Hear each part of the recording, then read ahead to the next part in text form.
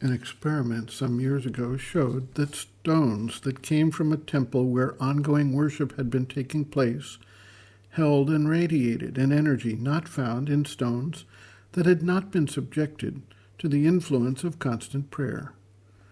Just as stones absorb heat vibrations and then radiate them back later, the psychic and vital energy of the prayers gets absorbed and radiated back. Many people have reported a deep spiritual or religious experience when visiting certain temples or viewing certain icons.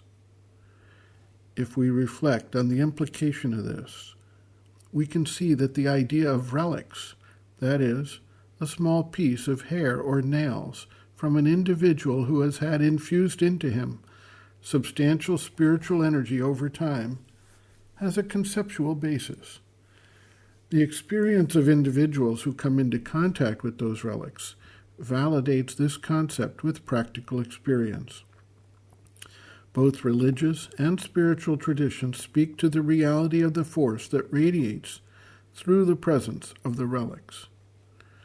A somewhat similar experience arises from the energy that people can receive through photographs. The visual sense picks up the vibratory pattern of the individual photographed, and this is communicated in an occult manner and can influence the inner response. When people read books, they tend to focus primarily on the sense of the words, and in some cases, the meaning behind the external sense, what is implied between the lines. However, there is another element altogether. This is the element of the communication of an energy of consciousness through the concentration of the reader on the writing and a receptivity to open to the status of consciousness, the standpoint, and the energy of the person who did the writing.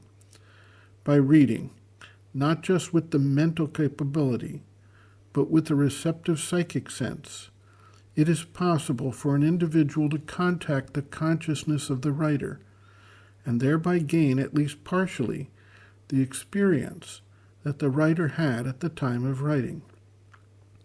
This is particularly true for writing that holds a high energetic vibratory pattern that demands more of the reader in order to gain a more complete understanding of what is being communicated. Many people have experienced that during the reading of Sri Aurobindo's Savitri, a legend and a symbol, that they have spontaneously been transported into a different state of consciousness. They report seeing and hearing in the background, so to speak, all manner of visions and sounds. They report a wide range of spiritual experiences, and in many cases, they experience profound episodes of new understanding and insight. The extent of the impact depends both on the intensity and power of the consciousness that created the object and the receptivity, openness, and capacity for holding the concentration of the individual interacting with that object. The mother observes, quote, "Everything is contained potentially. Each element of a whole potentially contains what is in the whole. It's a little difficult to explain, but you will understand with an example. When people want to practice magic, if they have a bit of nail or hair, it is enough for them, because within this, potentially, there is all that is in the being itself. And in a book, there is potentially, not expressed, not manifest, the knowledge which is in the person who wrote the book.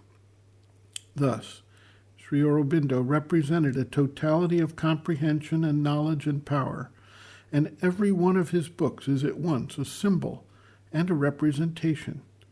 Every one of his books contains symbolically, potentially, what is in him.